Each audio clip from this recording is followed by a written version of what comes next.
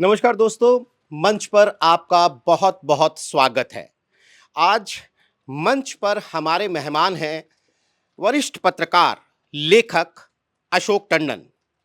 टंडन साहब पूर्व प्रधानमंत्री अटल बिहारी वाजपेयी के कार्यकाल में उनके मीडिया सलाहकार रहे हैं। ये वो वक्त था जब संसद पर आतंकवादी हमला, करगिल युद्ध, पाकिस्तान के साथ आगरा वार्ता का विफल होना, कंधार में विमान अपहरण, पोखरण परमाणु परीक्षण, तहलका स्टिंग ऑपरेशन जैसे वो तूफान आए जब सरकार और मीडिया के बीच में जो एक पुल होता है ना, वो इन तूफानों में भरभरा कर गिर जाए। और वो पुल थे अशोक टंडन। लेकिन अपनी चिरपरिचित मुस्कान और अपने शांत व्यक्तित्व के साथ वो उन मुश्किल हालातों में भी हमेशा मौजूद मिले। भारतीय राजनीति के उस बेहद अहम वक्फे को अशोक जी ने अपने तजुर्बों की शक्ल में एक किताब की शक्ल दी है और उस किताब का नाम है अटल संस्मरण। जैसा कि नाम से ही आप समझ सकते हैं कि अटल जी के संस्मरणों, उनके मेमोइर्स के ज़रिए उन्होंने उस वक्फे के महत्वपूर्ण राजनीतिक घटनाक्रमों का ज़िक्र उस किताब में किया है। मैं ये कोशिश करूँगा कि आज के संदर्भ में थोड़ा आज का चश्मा लगाकर हम अटल संस्मरणों को अशोक जी से पूछ सकें। सर, मेरा पहला सवाल है कि सोशल मीडिया पर जब हम अटल बिहारी वाजपेयी टाइप करते हैं तो एक बड़ी लोकप्रिय उनकी क्लिप आती है जिसमें वो कह रहे हैं सरकारें आएँगी, सरकारें जाएँगी, पार्टियाँ बनेंगी, पार्टियाँ टूटेंगी, लेकिन ये देश रहना चाहिए, लोकतंत्र रहना चाहिए। जहाँ तक मुझे याद आता है, ये वो 13 दिन की सरकार के अविश्वास प्रस्ताव दौरान दी गई स्पीच का हिस्सा है। आप बड़ा दिलचस्प किस्सा है उसके पीछे कि किन हालातों में बीजेपी की वो पहली सरकार फ्लोर पर आई संसद में, क्या वो हालात थे और फिर कैसे वो सरकार 13 दिन के बाद गिर गई? आप हमें बता सकते हैं वो घटनाक्रम क्या था?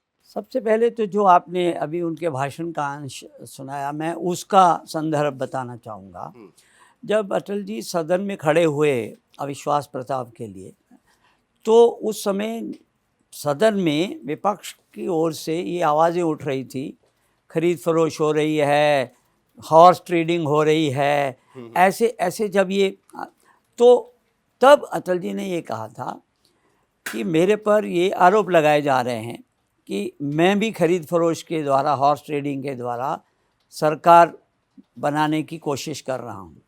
तो ये आरोप गलत हैं और धन बल से खरीद फरोश करके और इस तरह से जोड़ तोड़ करके बनी हुई सरकार को तो मैं चींटी से भी छूना नहीं चाहूँगा। तो उसके बाद उन्होंने कहा था कि ये भारत जो लोकतंत्र है, इसमें आपने भी जैसे कहा, पार्टियां आएंगी, बनेंगी, टूटेंगी, सरकारें आएंगी, जाएंगी, लेकिन ये देश रहना चाहिए, इस देश का लोकतंत्र रहना चाहिए। तो ये तो उसका संदर्भ था, क्योंकि ये आरोप लगने लगे थे और आरोप इसलिए लग रहे थे कि जब आपके पास संख्या बल नहीं है, तो आपने ये सरकार बनाने का क्यों स्वीकार किया। तो उसके पीछे की अगर हम जी, बिल्कुल। बात करें, तो 13 दिन की सरकार जब चुनाव हुआ 1996 का, तो Bharatiya Janata party single largest बन के आई थी और त्रिशंकु लोकसभा थी। कोई भी पार्टी सरकार बनाने की स्थिति में नहीं थी। तो ऐसे में जैसा स्वाभाविक है कि राष्ट्रपति पहले सबसे बड़े दल के नेता को बुलाते हैं और उनसे पूछते हैं कि क्या आप सरकार बनाने की स्थिति में हैं। तो ये एक मन में बात लेकर अटल जी उस समय के राष्ट्रपति डॉक्टर शंकर दयाल शर्मा से मिले थे और उनको भी यही लगता था शंकर दयाल शर्मा जी पूछेंगे कि क्या आप सरकार बनाने की स्थिति में हैं, और हम कह कर कि हमारे पास संख्या बल नहीं है, लौट आएंगे।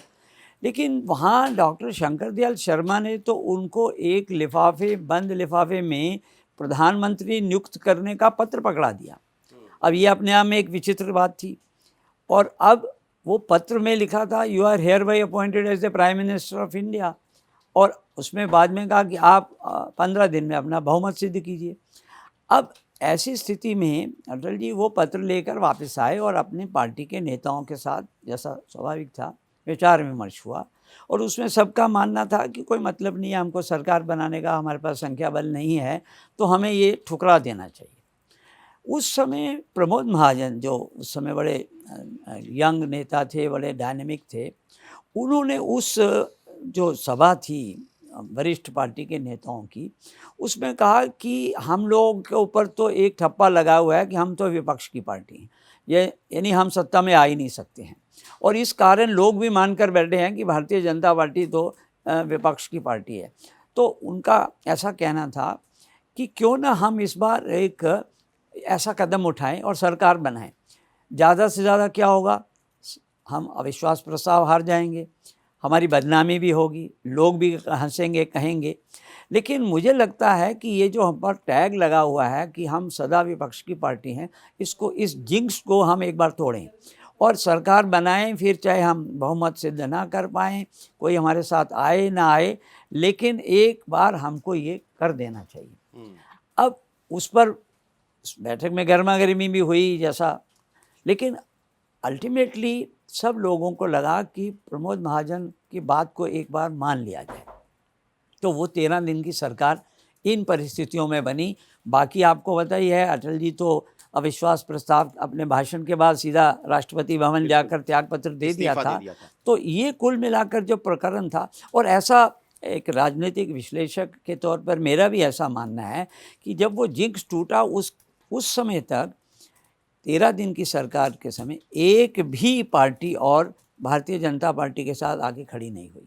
लेकिन उसके बाद जब 1998 आता है, वो आते आते आते इतनी पार्टियां जुड़ी, एनडीए बना और बाकी दल भी साथ में जुड़े, और इस वजह से वो सरकार दूसरी बार अटल बिहारी वाजपेयी प्रधानमंत्री बनते हैं।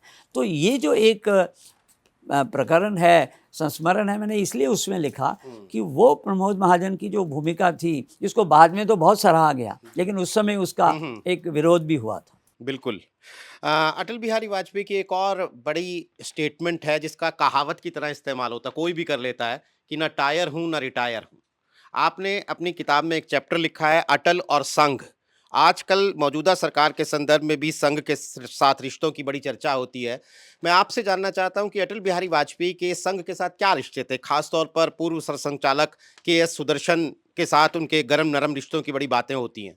देखिए, पूरे अगर उस चैप्टर को आप पढ़ेंगे तो उसमें ये बात स्पष्ट करने की कोशिश की गई है कि अटल बिहारी वाजपेयी का राष्ट्रीय स्वयंसेवक संघ से कोई मतभेद नहीं था। वो खुद भी संघ के स्वयंसेवक रहे थे। प्रधानमंत्री बनने के बाद अटल जी की ये मान्यता थी, जिसको मैंने पुस्तक में भी किया है, कि ये सरकार भारतीय जनता पार्टी की नहीं है, ये एनडीए की सरकार है, इसमें कई पार्टियों का समर्थन है और सब उन पार्टियों को लेकर चलने से ही ये सरकार चलेगी। तो ऐसे में आप केवल अपना एजेंडा, और वो एजेंडा उस समय जब 51 मिनिमम प्रोग्राम भी बना इंडिया का, तो उसमें इसको बाहर रखा गया था। तो उस संदर्भ में वाजपेयी अपनी सरकार चला रहे थे। तो उससे सुदर्शन जी से पहले के सरसंघ चालकों के प्रति उनका व्यवहार और उनका अटल जी के प्रति व्यवहार, ये उस पुस्तक में साफ लिखा हुआ है। अब जब के सुदर्शन बनते हैं राष्ट्रीय स्वयंसेवक संघ के संचालक, तो वो थोड़े हार्डलाइनर थे। तो उनका मानना था कि अब हम अगर सत्ता में आए हैं तो हमको अपना जो कार्यक्रम है लागू करना चाहिए, ये सरकार ये क्यों नहीं कर रही है। तो और वो बातचीत भी वो व्यक्तिगत तौर पर ना करके सार्वजनिक तौर पर करते थे, पब्लिक प्लेटफॉर्म पर करते थे। तो जब ये एक संघ का सरसंघ चालक प्लेटफॉर्म पर सरकार के बारे में ऐसा करेगा, तो जो मैंने पुस्तक में भी कोशिश किया करने की, कि उससे एक एटमॉस्फेयर बना कि दोनों में कहीं ना कहीं टकराव की स्थिति आ गई है। तो वो टकराव जो बना, जिसमें अटल जी ने ज़्यादातर तो कभी उसका जवाब नहीं दिया, वो सुनकर वो भाषण वो बोलते थे। उसी संदर्भ में सुदर्शन जी एक बार बोल गए कि अब तो अटल और अडवाणी दोनों को ही रिटायर हो जाना चाहिए। तो जब ये पब्लिक में बोला गया, तो उसके जवाब में अपने कार्यक्रम में अटल जी ने कहा था, ना टायर ना रिटायर, और वो रिटायर उस तरह से हुए भी नहीं। तो ये एक उसका संदर्भ है कि ना टायर ना रिटायर, यानी ये मुझे कोई और नहीं बताएगा कि मुझे कब रिटायर होना है। और ख़ास तौर से सार्वजनिक तौर पर अगर राष्ट्रीय स्वयंसेवक संघ का सरसंघ चालक कहेगा, तो उसका फिर उन्होंने इस के साथ जवाब और दिया। बड़ी उन दिनों चर्चा हुई थी कि एक कवि हृदय, मृदुभाषी, हास्य विनोद करने वाले अटल बिहारी वाजपेयी की जो छवि है, उनके अंदर एक कितना स्ट्रॉन्ग स्टेट्समैन है, वो इस स्टेटमेंट के जरिए उन्होंने बताया था। संघ को भी जवाब था और सारी दुनिया को भी ये बताया था कि वो किस तरह के फैसले कर सकते हैं। देखिए उन्होंने इस कई कई उसमें देखिए दृढ़ता तो उन्होंने कारगिल के समय भी जी, दिखाई थी। बिल्कुल। तो ऐसा नहीं है कि कवि हृदय होने के कारण वो अपने राजपाट में कहीं कमज़ोरी दिखाते थे, लेकिन प्रधानमंत्री के नाते और ऐसे कई संस्मरण इस पुस्तक में मिलते हैं कि प्रधानमंत्री जो होता है वो देश का प्रधानमंत्री होता है। इसलिए उस पर जो ज़िम्मेदारी होती है वो फिर उसको अपने दलगत और उस स्वार्थ से नहीं देख सकता। ये संदेश देने का वो बार-बार कोशिश करते थे। इसलिए उन्होंने इसी चैप्टर में एक जगह ये भी कहा कि जो कुछ भी मेरे से अपेक्षा की जा रही है संघ से, मैं संघ में नहीं हूँ, मैं तो भारतीय जनता पार्टी में हूँ। यानी पॉलिटिकल पार्टी और संघ दोनों में कहीं न कहीं एक बीच में एक रेखा है, वो उन्होंने दर्शाने की कोशिश की थी। बिल्कुल। सर आजकल मीडिया पर पाबंदियों के बड़े आरोप लगते हैं। उस चश्मे से आपकी किताब का एक चैप्टर अटल और मीडिया बड़ा दिलचस्प चैप्टर है। आपने उसमें बताया है कि मीडिया के साथ अटल बिहारी वाजपेयी के किस तरह के रिश्ते थे और जनसत्ता के बड़े नामचीन एडिटर प्रभाष जोशी का एक संदर्भ आपने लिखा है। ख़ैर उस आप हमें बता सकते हैं कि मीडिया के साथ अटल बिहारी वाजपेयी के रिश्ते क्या थे? क्योंकि जो आजकल के जर्नलिस्ट हैं ख़ास तौर पर उन्होंने एक ख़ास अंदाज़ में ही मीडिया और सरकार के रिश्तों को देखा है, उस वक़्त कैसा था? अटल जी खुद पत्रकार थे। जी। उन्होंने पत्रकारिता का एक लंबा जीवन 3-3 पत्रों के, समाचार पत्रों के वो संपादक भी रहे थे। तो उनके अंदर कवि तो था ही लेकिन पत्रकार भी था। इसलिए वो उन्होंने अपने पूरे जीवन में, चाहे वो विपक्ष में रहे, सत्ता में रहे, तो उन्होंने पत्रकारिता के बारे में ये था कि पत्रकारिता स्वतंत्र होनी चाहिए और पत्रकारों को भी ज़िम्मेदारी के साथ अपना काम करना चाहिए और ये उन पर छोड़ दिया जाए कि वो अपनी पत्रकारिता को और किस तरह से वो रखते हैं और उसमें अपनी ज़िम्मेदारी का भी वो एहसास करें। तो ये एक उनकी मानसिकता थी। अब जब वो प्रधानमंत्री बनते हैं तो पत्रकारों के लिए वहाँ दरवाजे खुले रहते थे और हम लोग जब विदेश जाते थे तो भी प्रेस पार्टी जाती थी, उनके साथ एक-एक वन ऑन वन भी रास्ते में बातचीत होती थी। तो देश भर के संपादक उनसे मिलने के इच्छुक रहते थे और वो फिर उनको मिलते भी थे और उस तरह से कई तरह के इनपुट भी उनको मिलते थे कि समाज में क्या हो रहा है, देश में क्या हो रहा है। तो ये जो एक डायलॉग था मीडिया का और अटल जी का, ये संवाद उनका लगातार चला और इसमें मैंने वो स्वतंत्रता के बारे में जो उनके मन में था, तो इसलिए मैंने प्रभाष जोशी जी का संस्मरण इसमें लिखा है। मैं जब पीएमओ में आया मुझे नहीं मालूम था कि प्रभाष जोशी जनसत्ता में उनका एक साप्ताहिक कॉलम छपता था। तो एक दिन अटल जी ने कहा कि आज बृहस्पतिवार है और आज तो प्रभाष जी का कॉलम आया होगा, जनसत्ता कहाँ है, लाइए। तो जनसत्ता लाने के बाद बोले आपको नहीं मालूम आज प्रभाष जी का एक तरह से साप्ताहिक कॉलम आता है, उसको पढ़ा और प्रभाष जी ऊपर से नीचे का कॉलम लिखते थे और उस दिन के कॉलम का जो शीर्षक था वो था स्वयं सेवक प्रधानमंत्री और पूरा का पूरा वो कॉलम एकदम क्रिटिकल था सरकार का, उनका व्यक्तिगत तौर पर भी। यानी उनके स्वयंसेवक प्रधानमंत्री कहने के भी दो मतलब थे, यानी अपनी सेवा करने वाला प्रधानमंत्री और दूसरा आरएसएस का प्रधानमंत्री। तो व्यंग्यकार भी थे वो, कटाक्ष भी बहुत करते थे प्रभाष जोशी। तो उसको पढ़कर पहले तो हंसे, फिर बोले प्रभाष जी से को फ़ोन लगाओ और फ़ोन लगाया और 15-20 मिनट वो क्या बात करते रहे। हमें कहा आप बाहर निकल जाओ, हमारे मित्रों की आपस में बात हो रही है और हंस कर बात हो रही है और उन्होंने उस लेख का या उस कॉलम के बारे में क्या छपा उसका जिक्र भी नहीं किया। तो इस तरह के उनके संबंध पत्रकारों से थे। एक और वाक़या मैंने किताब में लिखा है, जब चुनाव घोषित हो गया 2004 का और सब तरफ ये माहौल था कि एनडीए वापस आ रही है, तो एन राम ने मुझे कहा कि मैं प्राइम मिनिस्टर से मिलना चाहता हूँ। तो मिलने आए द हिंदू के एडिटर। हिंदू के एडिटर और उस समय के बहुत क्रिटिकल नामी जो गिरामी। बीजेपी के नामी गिरामी प्लस बीजेपी के बड़े कट्टर विरोधी। तो वो मिलते हैं तो एन राम ने कहा कि Atal ji what is your assessment of the election. तो अटल जी ने कहा नहीं मैं तो आपसे सुनना चाहता हूँ। तो एन राम ने कहा to be very frank mister prime minister, I think NDA is losing this election. अब आप देखिए इतना बड़ा नामी गिरामी पत्रकार प्राइम मिनिस्टर के सामने बैठकर 2004 के चुनाव के बारे में अपना आकलन दे रहा है, तो अटल जी ने उसको सहजता से सुना और उसके बारे में कोई टिप्पणी भी नहीं की। और ऐसा भी नहीं हुआ कि उन्होंने इस पर उनको लगा अरे क्या बात कर रहे हो, दुनिया तो कह रही है हम जीत रहे हैं। तो मैं ये दो प्रसंग इसलिए दिए कि कट्टर विरोधी वैचारिक दृष्टि से होते हुए भी जो पत्रकार या संपादक थे उनके साथ भी उसी तरह के उनके संबंध थे। तो कुल मिलाकर उनके अंदर जो पत्रकार था, मैं समझता हूँ वो प्रधानमंत्री काल में भी जीवित रहा। और मुझे याद है कि वो आते जाते भी रुक के बाइट दे दिया करते थे, जो आज की तारीख में तो असंभव लगता है कि प्रधानमंत्री से सीधा माइक लगाकर पत्रकार बाइट ले लें। देखिए, पत्रकारों का जमावड़ा तो स्वाभाविक है कि जहाँ भी प्रधानमंत्री किसी कार्यक्रम में जाएंगे तो वहाँ पर होंगे। हाँ, वो मीडिया की तरफ आकर वहाँ पर बाइट देना या एक आध प्रश्न का उत्तर देना वो करते थे। इसके अलावा एक चीज़ और हम लोग उस समय सुनिश्चित करते थे कि किसी भी कार्यक्रम में प्रधानमंत्री जाएं किसी भी राज्य में, तो वहाँ के स्थानीय पत्रकारों के साथ प्रेस कॉन्फ्रेंस जरूर करें।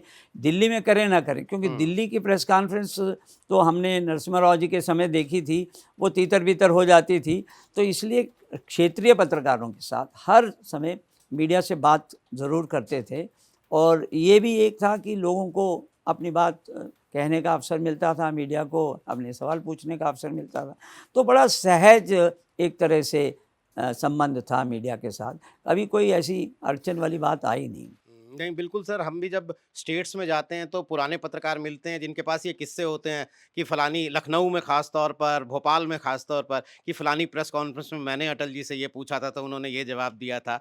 इस तरह के किस्से लोग इसमें बहुत मैं सुनाते हैं। लखनऊ का आपने जिक्र किया, जी। तो लखनऊ में तो जाकर प्रेस कॉन्फ्रेंस तो पूरे कार्यक्रम का एक हिस्सा होती ही होती थी। तो मुझे याद है जब पहली बार प्रधानमंत्री बन के गए तो मैं स्वाभाविक, जैसे मैंने कहा कि अभी हम बातचीत करेंगे, पर प्रश्न पूछने से पहले पत्रकार अगर अपना परिचय दे दें तो एक पत्रकार, दो पत्रकार खड़े, अच्छा अब अटल जी प्रधानमंत्री बन गए, अब हमें अपना परिचय भी देना पड़ेगा। तो इतना इस प्रकार का लखनऊ की मीडिया तो बड़ी लाडली थी उनकी।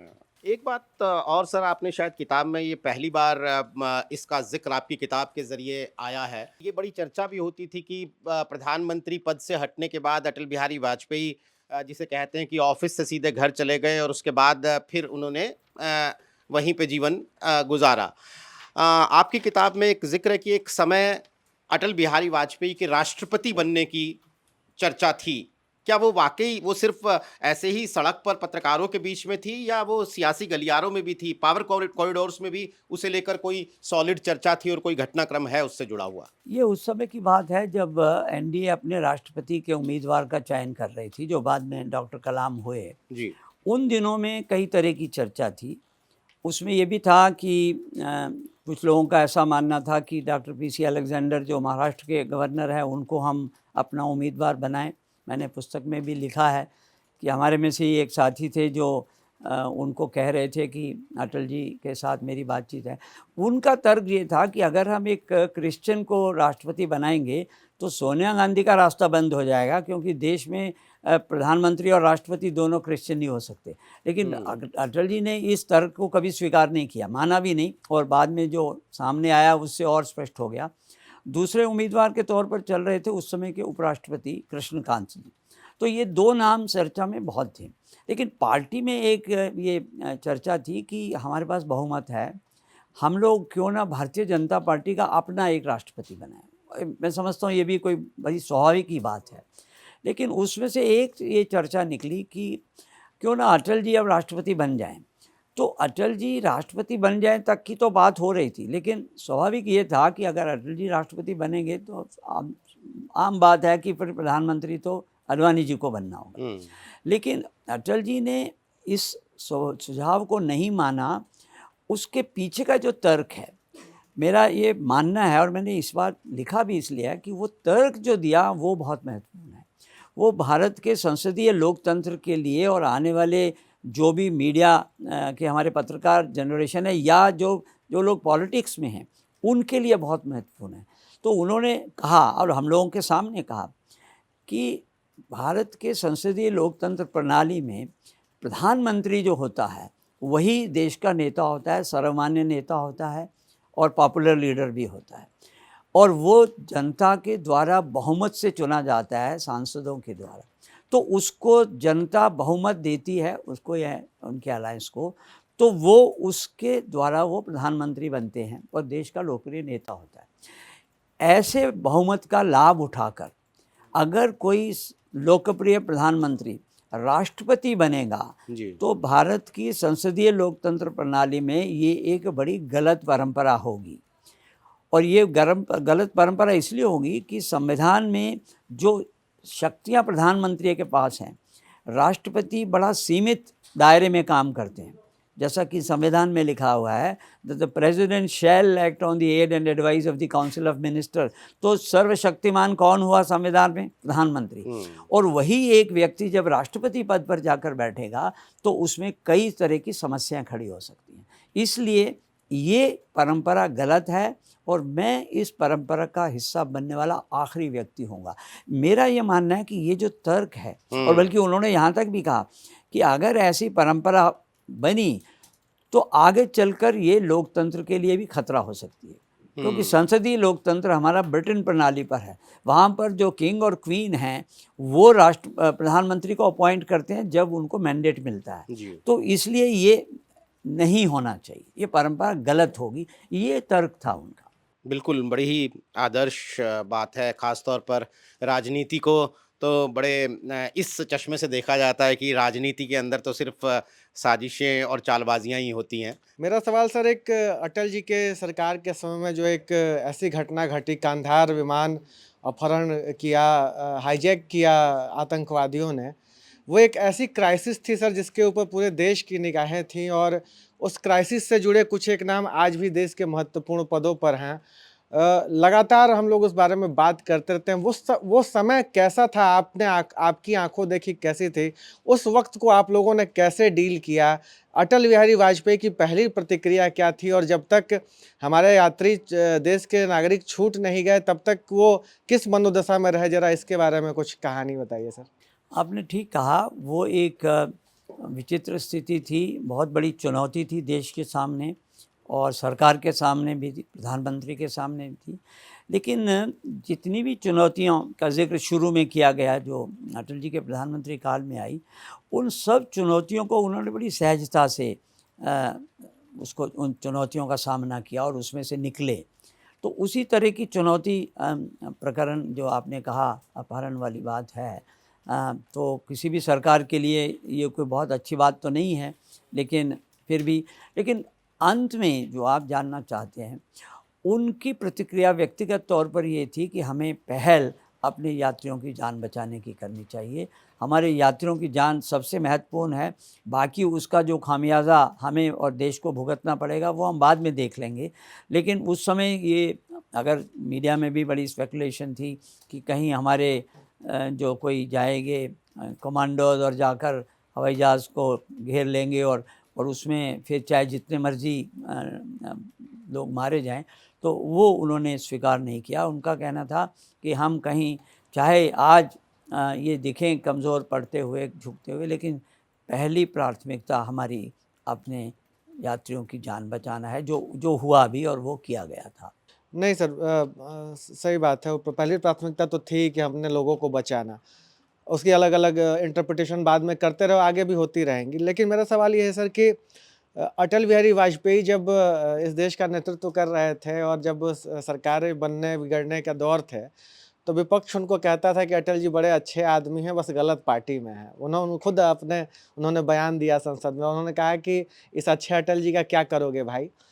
तो ये जो अच्छे अटल जी की एक छवि अटल बिहारी वाजपेयी की बनी, स्टेट्समैन की छवि, कि पंडित नेहरू की तारीफ़ करने से भी वो नहीं हिचके जब तारीफ़ करनी थी, इंदिरा गांधी की तारीफ़ करने से वो नहीं हिचके जब तारीफ़ करनी थी, राजीव गांधी के उस बात को याद करने से नहीं हिचके जब उनको एक शटल तरीके से उनके इलाज के लिए उनको विदेश भेजने का काम तत्कालीन सरकार ने किया था। तो इस छवि को आप कैसा पाते? क्या जिस छवि को वो कैरी कर रहे थे वो छवि आपको लगता है कि आज की राजनीति में कहीं मिसिंग है? वो छवि अगर हम भाजपा की राजनीति की भी बात करें या पूरे देश की राजनीति की बात करें, एक जो स्टेट्समैन वाली छवि थी अटल बिहारी वाजपेयी की, क्या उसके बाद के नेताओं ने उस परंपरा पर मतलब चल पाए, कितना चल पाए? और ये उस देखिए, छवि के क्षमा बारे में चाहता कोई हूँ, कहानी? मैं अपनी पुस्तक के दायरे में रहकर ही चर्चा करूंगा और मैं उनकी जो छवि थी उस पर मैं विस्तार से बात कर सकता हूं। जी, जी। लेकिन मैं आज की परिस्थिति पर किसी तरह की कोई टिप्पणी नहीं करूंगा, ठीक बात। क्योंकि मैंने अपनी पुस्तक को केवल अटल जी के संस्मरण के तौर पर ही रखा है। देखिए, वो पूरी पुस्तक में उनके संबंध नेहरू जी के साथ, उनकी सोच गांधी जी के बारे में, उनकी सोच सरदार पटेल के बारे में, उनके संबंध दीनदयाल उपाध्याय के साथ, श्यामा प्रसाद मुखर्जी के साथ, और चलते चलते अगर हम देखें तो विरोधी पक्ष के लोगों के साथ भी। तो उन संस्मरणों को अगर हम आज बात करेंगे तो उसमें से क्या संदेश है, ये तो आपके दर्शक देख सकते हैं, सुनने वाले देख सकते हैं। उसके लिए मुझे किसी तरह कमेंट करने की आवश्यकता नहीं है। लेकिन ये भी अपने आप में उस ज़माने के जो राजनेता थे उनके आपस में क्या संबंध थे, इसका विस्तार से इस पुस्तक में चर्चा की गई है। और वो नेहरू जी के समय के भी थे, उसके बाद भी थे। मैंने उसमें पुस्तक में आचार्य कृपलानी और नेहरू जी की नोक-झोंक का भी जिक्र किया है, नेहरू और डॉक्टर श्यामा प्रसाद मुखर्जी की नोक-झोंक का भी समा। और जैसा आपने कहा कि नेहरू जी के बारे में दो इसमें वाक़या हैं। एक तो जब नेहरू सरकार शेख अब्दुल्ला को रिहा करती है और उस समय अटल जी राज्यसभा में थे, तो सदन में जिन कड़े शब्दों में उन्होंने इस निर्णय की या इस नीति की कड़ी आलोचना की, वो शब्द भी अपने आप में बहुत एक तरह से दृढ़ता दिखाते हैं। और उनका शब्दों का चयन तो आप जानते हैं, वो शब्दों के जादूगर थे।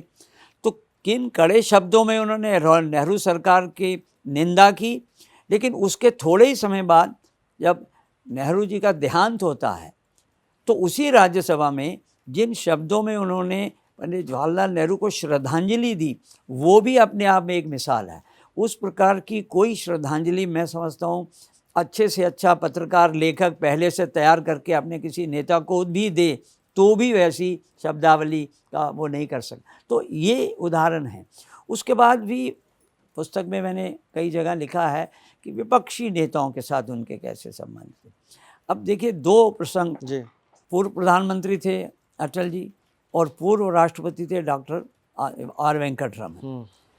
और 98 साल के आर वेंकट रमन 25 दिसंबर को अटल जी के यहाँ आते हैं उनको जन्मदिन की बधाई देने। तो सब तरफ ये हुआ कि अरे वेंकट रमन जी आ रहे हैं। तो वो दो अपने सहायकों की मदद से कार से उतरते हैं और अंदर अटल जी को बधाई देने आते हैं।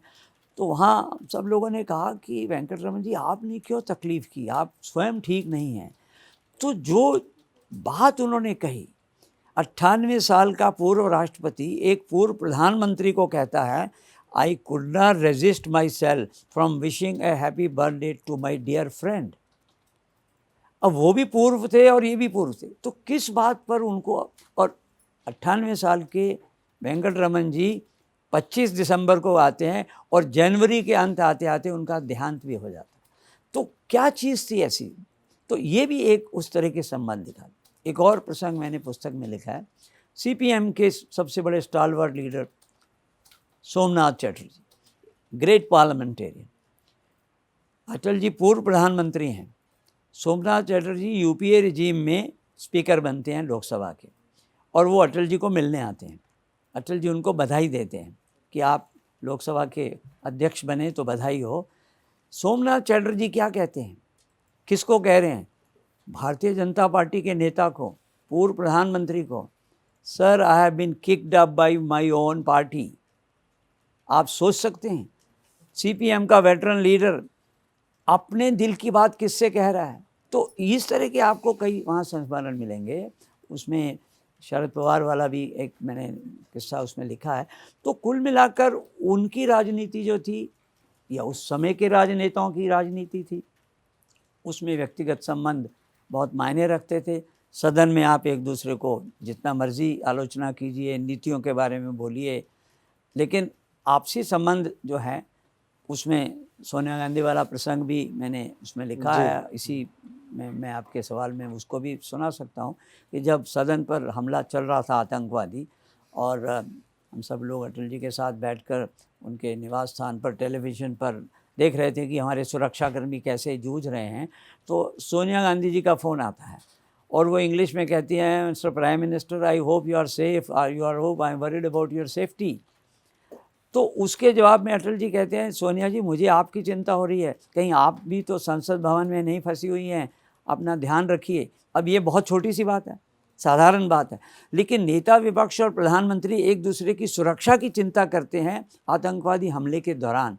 तो इस तरह के जो प्रसंग हैं, मुझे लगता है कि ये अपने आप में ही एक संदेश है, और ये लिखे भी इसीलिए गए हैं कि आज की पीढ़ी, चाहे पत्रकारों की हो चाहे राजनेताओं की हो, वो इसमें से क्या एक मैसेज लेते हैं, ये उनके ऊपर है, उस पर मैं कोई टिप्पणी नहीं करना चाहता। सर नमस्ते, मेरा नाम ऋषिराज है। आप तो सर खैर चलता फिरता इतिहास का किताब हैं और आपने किताब भी लिखा है। दो विषय में मेरी दिलचस्पी है, जिस पर मैं आपसे चाहूँगा कि आप उसका फैक्ट चेक भी कर दें, क्योंकि कई तरह की फैक्ट चेक पहले भी हो चुका है, लेकिन मतलब इतने करीबी व्यक्ति से हम चाहेंगे कि वो बात आए सामने। अब राहुल गांधी को लेकर अक्सर एक टिप्पणी की गई, जब प्रधानमंत्री अटल बिहारी वाजपेयी हुआ करते थे तो एक अफवाह हमेशा उड़ी कि अमेरिका के किसी एयरपोर्ट पे राहुल गांधी को अरेस्ट किया गया, सोनिया गांधी ने मदद मांगी और फिर अटल बिहारी वाजपेयी के इंटरप्शन से उन्हें रिहा कराया गया। इस तरह की ये जो सियासी किस्से हैं या मतलब अफवाहें हैं, इसमें कितना दम था या ये पूर्णतः गलत जानकारी है? देखिए, मैंने पहले भी कहा कि मैं अपनी पुस्तक के संस्मरण के बाहर किसी भी विषय पर बात करने की स्थिति में नहीं हूँ, क्योंकि मेरी जानकारी में नहीं है, और अगर कुछ होता तो मैं लिखता। तो क्योंकि जो चीज़ मैंने नहीं, मेरी जानकारी में थी और मैंने नहीं लिखी, क्षमा चाहता हूँ, उस पर मैं कोई टिप्पणी नहीं करना चाहता। सर अगर आप अटल जी के प्रेम कहानी के बारे में अगर कुछ टिप्पणी करना चाहें तो? पुस्तक के बाहर मैं किसी बात पर भी टिप्पणी नहीं करना चाहूँगा। तो अब सर क्या आपने आपके पुस्तक में हम जानना चाहेंगे ऑपरेशन पराक्रम, क्योंकि पार्लियामेंट अटैक की आपने बात की और आपने कहा कि वो, तो ऑपरेशन पराक्रम पूरा क्यों नहीं हो पाया? नहीं, आपका मतलब ऑपरेशन पराक्रम से क्या है? वो कौन जो से बिल्कुल हमने मोबिलाइजेशन कर दिया था कि अब हम अटैक करेंगे, एनिमी के टेरिटरी में जाएंगे, हम हमला करेंगे, लेकिन चूंकि पार्लियामेंट अटैक के बाद ही ये सब कुछ हो रहा था, तो वो क्यों नहीं पूरा कर पाया गया, क्यों लास्ट में विड्रॉ कर लिया नहीं, गया? देखिए, आप कहीं दो चीज़ों को मिक्स तो नहीं कर रहे। संसद पर हमला और कारगिल, दोनों को मिक्स करके आप कुछ जानना चाह रहे हैं। देखिए, अगर सरकार में कोई ऐसी सोच थी जिसके बारे, जिस तरफ आप हिंट दे रहे हैं, तो मुझे उसकी कोई जानकारी नहीं थी, और इसी वजह से पुस्तक में उसका कोई मैंने जिक्र नहीं किया। तो पुस्तक के बाहर आपके किसी भी जिज्ञासा का सवाल का मैं उत्तर देने की स्थिति में नहीं हूँ। अच्छा सर, तो अपना एक निजी एक्सपीरियंस अगर आप साझा करना चाहें कि प्रधानमंत्री के साथ काम करने का अनुभव क्या रहता है? बहुत ज़बरदस्त किस्म का दबाव होता है, निजी ज़िंदगी में एक किस्म का भौकाल होता है कि प्रधानमंत्री को असिस्ट करता हूँ मैं, तुम क्या जानते हो? तो वो क्या रहता है, कैसा अनुभव रहा है आपका? इसके बारे में मैंने पुस्तक में काफ़ी विस्तार से लिखा है, क्योंकि देखिए, उस समय की जो पीढ़ी थी और हम लोग थे, हम लोग तो स्कूल के समय से ही साइकिल पर या बस में उनके भाषण सुनने जाया करते थे। तो ऐसे एक व्यक्तित्व के साथ आगे चलकर काम करने का अवसर मिलेगा, ये कभी कल्पना भी नहीं की थी। लेकिन जब ये अवसर मिला तो एक अपने आप में दबाव वाली बात तो थी कि कैसे उनके साथ हम काम करेंगे। लेकिन 6 साल पूरे उनके साथ एक सहयोगी के तौर पर काम करने में एक चीज़ ये सीखी कि जिनको हम लोग बड़े लोग कहते हैं, वो अपने जीवन में कितने सादे होते हैं, ये देखने को मिला।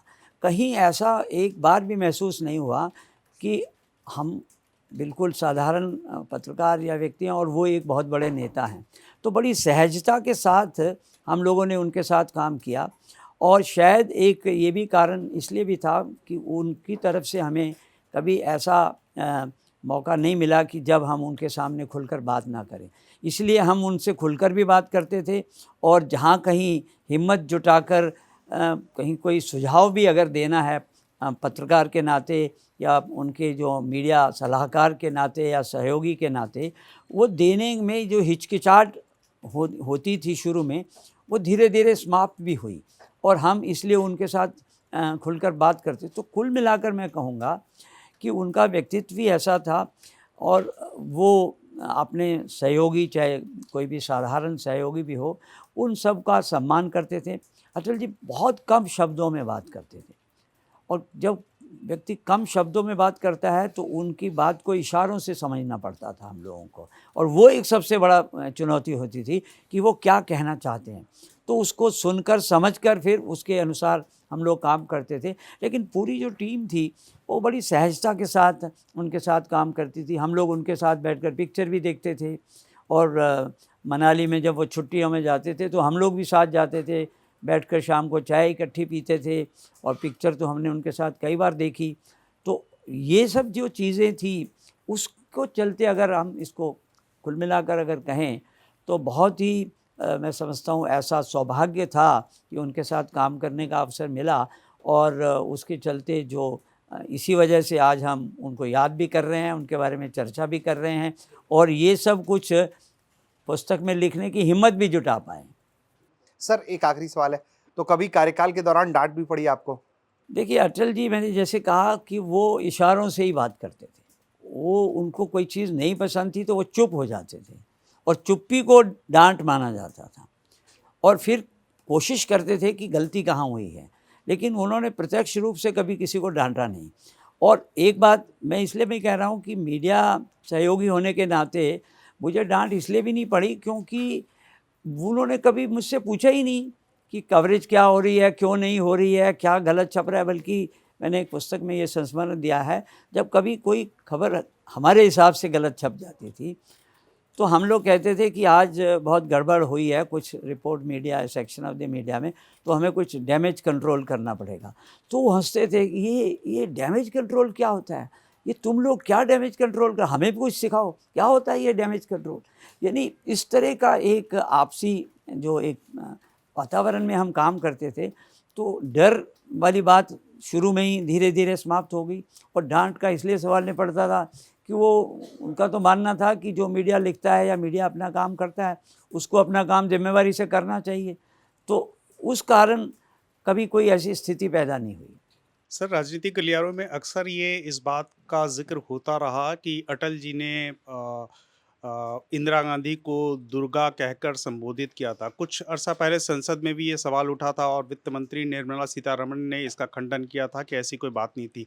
तो आपके नज़रिए से या आप कुछ बता पाएंगे कि इसकी सच्चाई क्या है? जैसे मैंने पहले भी कहा कि जिस संस्मरण का मेरी पुस्तक में जिक्र नहीं है, इसका अर्थ है कि मुझे उसके बारे में कोई पुष्ट जानकारी नहीं थी पुख्ता, इसलिए मैंने ऐसे किसी भी मामले में ना तो लिखा है और ना ही मैं उसमें आपके सवाल का जवाब देने की स्थिति में हूँ। सर उस दौर में जब अटल जी की सरकार थी और जब एक दौर ऐसा आया जब सोनिया गांधी को प्रधानमंत्री बनने की स्थिति आ गई थी, लेकिन विदेशी मूल का मुद्दा उठ गया और उस समय फिर सोनिया गांधी ने अपने पाँव पीछे खींच लिए।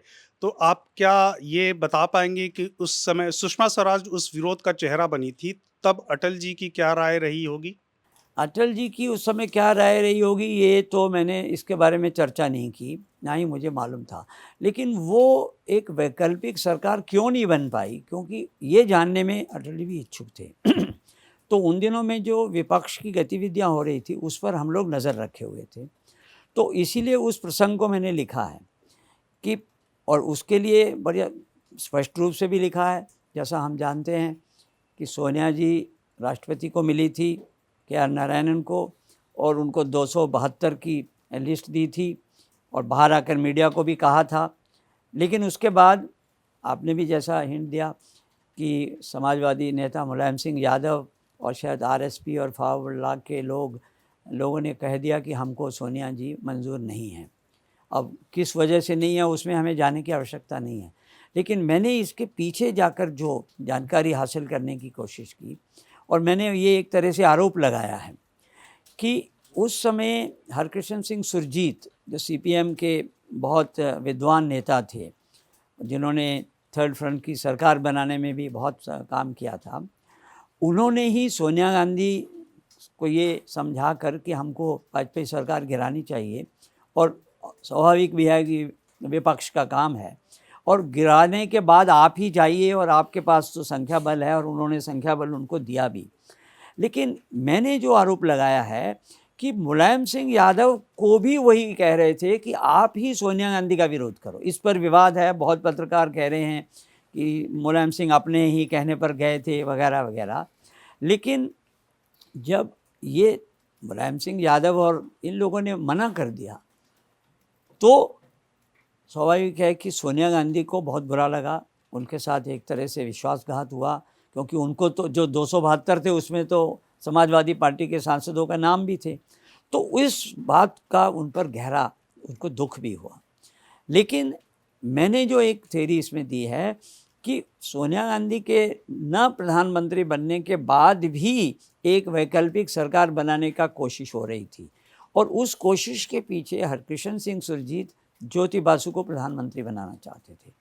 तो क्या ये जो सोनिया गांधी के साथ हुआ ये एक विश्वासघात था या सोची समझी साजिश थी, ये सोनिया जी ज़्यादा जानती हैं।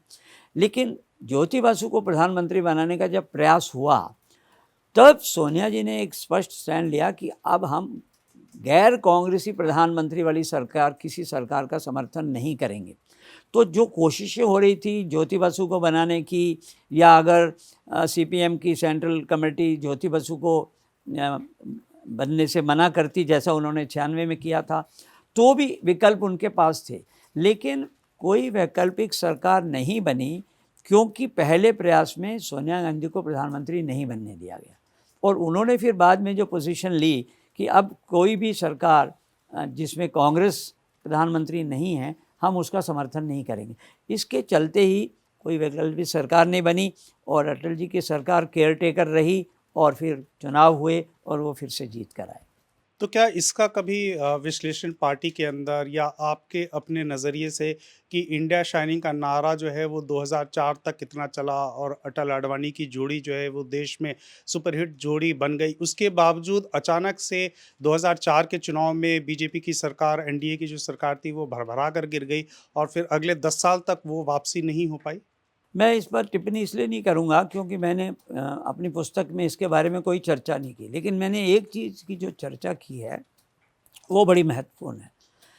आपको ध्यान होगा 2003 के दिसंबर में भारतीय जनता पार्टी छत्तीसगढ़, राजस्थान, मध्य प्रदेश जीती थी विधानसभा के चुनाव।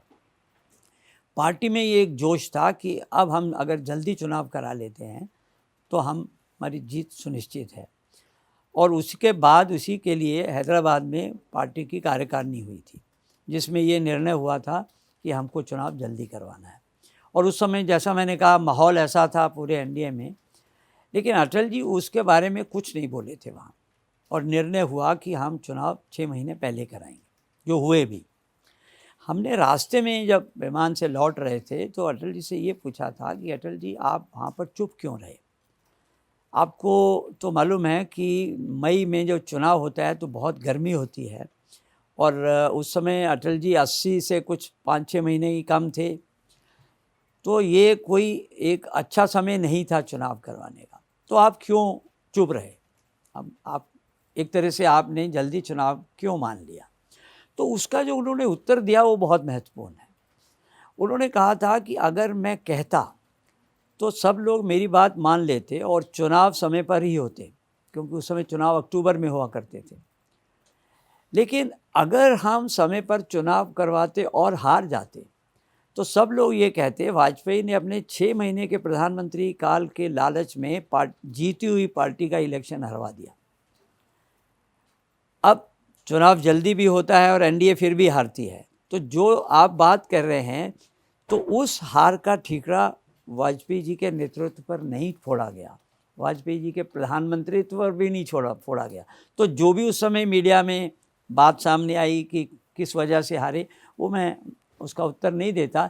लेकिन मेरे कहने का अर्थ ये है कि आप पार्टी के निर्णय के साथ जा रहे हैं, आप अपना निर्णय थोप नहीं रहे हैं, उसमें जो एक कंसेंसस बन रही है आप उसको चुपचाप सुन रहे हैं। और उन्होंने जब यहाँ कहा कि अगर मैं कहता तो सब लोग मान जाते और चुनाव समय पर होते, यानी उनको मालूम था कि उनके पास अथॉरिटी है, पर वो कंसेंसस के साथ गए और उस तरह से वो होने वाली जो आलोचना अगर होती तो उससे भी बच गए, और एक संदेश भी दिया कि निर्णय मिलजुल कर लेने चाहिए, और आप पार्टी में जो एक कंसेंसस बनती है उसके साथ जाना चाहिए। क्या पूरे इस दौर में कभी पार्टी के अंदर ये बातचीत हुई कि अटल जी के बाद लालकृष्ण आडवाणी प्रधानमंत्री होंगे और प्रधानमंत्री के उम्मीदवार होंगे और 2004 के चुनाव में उनका प्रोजेक्शन किया जाएगा, या फिर ये संयोग था जब अटल जी ने ये कह दिया था कि न टायर्ड न रिटायर्ड,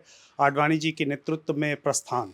देखिए 2004 का चुनाव तो अटल जी के नेतृत्व में लड़ा गया था। अटल जी ने कैंपेन भी किया था। अगर आपको ध्यान हो तो उस समय कंबाइंड आंध्रा के और उड़ीसा के विधानसभा चुनाव भी होते थे, वो जी, हुए जी। भी, अभी भी होते हैं। अभी भी। तो उसके लिए भी उन्होंने कैंपेन किया, गर्मी भी थी, तो चुनाव तो उनके नेतृत्व में लड़ा गया। तो अगर एनडीए की हार हुई तो ये कहना गलत नहीं है कि वो हार अटल जी के प्रधानमंत्री नेतृत्व में ही हुई, लेकिन उनके ऊपर ठीकरा नहीं फोड़ा गया। तो उस समय तक तो ऐसी कोई चर्चा भी नहीं थी कि 2004 में जीत कर आएंगे तो कौन प्रधानमंत्री बनेगा। स्वाभाविक था अटल जी प्रधानमंत्री बनने वाले थे। सर मेरा एक दो सवाल और है, पता नहीं उस किताब हमने पढ़ी नहीं है पूरी तो उसका जिक्र है नहीं। भारत के प्रधानमंत्री को एक राज्य में जाकर एक राज्य के मुख्यमंत्री के साथ बैठकर प्रेस कॉन्फ्रेंस में ये कहने की क्यों ज़रूरत पड़ी कि राजधर्म का पालन होना चाहिए?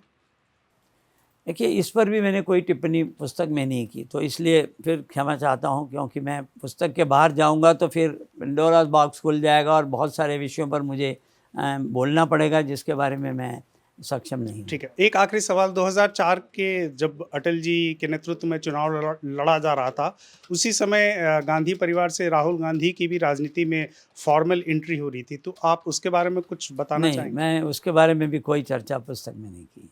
सर बहुत सारे सवाल हैं, लेकिन एक सवाल बड़ा इम्पोर्टेंट है आज के संदर्भ में। अटल बिहारी वाजपेयी जब प्रधानमंत्री थे तब नरेंद्र मोदी भी दिल्ली में थे, गुजरात में अपनी मुख्यमंत्री बनने से पहले।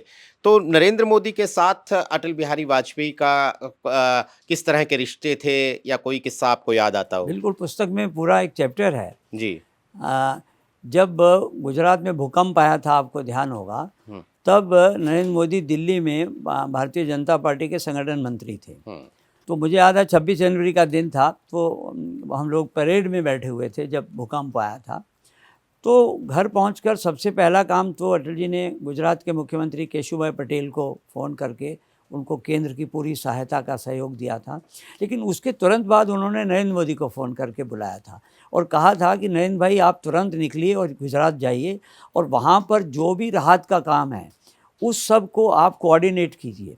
सरकारी और गैर सरकारी जो भी संस्थाएं हैं, जैसे उसमें राष्ट्रीय स्वयंसेवक संघ ने भी बड़ा भाग लिया, उस सारे राहत के काम को, सहायता के काम को आप उसमें कोऑर्डिनेट कीजिए। तो ये जो विश्वास व्यक्त किया था उन्होंने, और उस पर वो नरेंद्र मोदी खरे भी उतरे थे, और इसी के चलते शायद बाद में अटल जी और आडवाणी जी ने तय किया था कि हमको नेतृत्व परिवर्तन करके एक युवा को मुख्यमंत्री भेजा जाए।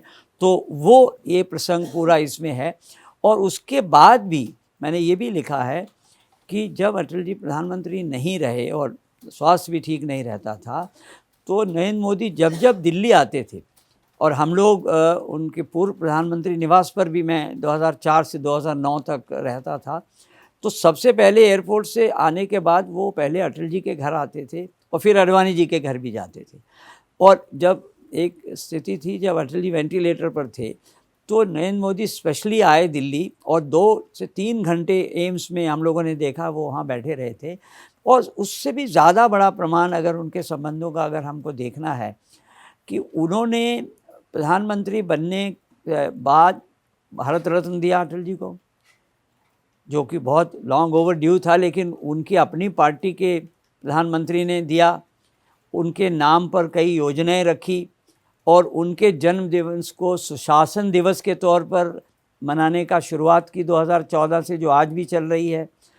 तो मेरा ऐसा मानना है कि नरेंद्र मोदी अटल जी को अपना एक तरह से रोल मॉडल मानते हैं, और इसीलिए वो काफ़ी सारी, और सबसे बड़ी बात ये है कि जो वो एजेंडा जिसको अटल जी ने एक गठबंधन की सरकार के चलते साइड में रख दिया था, उसको इम्प्लीमेंट भी किया। तो मैं समझता हूँ कि ये उन दोनों के संबंधों के बारे में इससे ज़्यादा कहने की कोई आवश्यकता भी नहीं है। बिल्कुल। सवाल तो सर बहुत सारे हैं आपकी किताब से जुड़े हुए भी, और अटल बिहारी वाजपेयी एक ऐसा व्यक्तित्व हैं जिनके इर्द-गिर्द किंवदंतियाँ ही इतनी हैं कि जिन पर सब लोग आपसे सवाल लेना चाहते हैं। लेकिन वक़्त का तकाज़ा है, और अटल बिहारी वाजपेयी की अगर बात है तो फिर उनकी कोई कविता ना पढ़ी जाए तो बात अधूरी रह जाती है। तो मैं उस कविता के साथ ख़त्म करना चाहूँगा जो जिससे अशोक टंडन जी की किताब की शुरुआत हुई है। दरअसल जो इंसान शीर्ष पर होता है उसे ज़्यादातर लोग ईर्ष्या की नज़र से देखते हैं। इस ह्यूमन टेंडेंसी को अटल बिहारी वाजपेयी ने अपनी कविता में कुछ इस तरह लिखा है कि सच्चाई ये है कि केवल ऊंचाई ही काफ़ी नहीं होती, सबसे अलग-थलग, परिवेश से पृथक, शून्य में अकेला खड़ा होना पहाड़ की महानता नहीं, मजबूरी है, ऊंचाई और गहराई में आकाश पाताल की दूरी है। इसी के साथ हम मंच का ये कार्यक्रम यहीं ख़त्म करते हैं। अशोक जी, हमारे साथ इन संस्मरणों को साझा करने के लिए और अटल बिहारी वाजपेयी के से जुड़े राजनीतिक घटनाक्रमों को बताने के लिए हमारी तरफ से और हमारे दर्शकों की तरफ से आपका बहुत-बहुत शुक्रिया। धन्यवाद।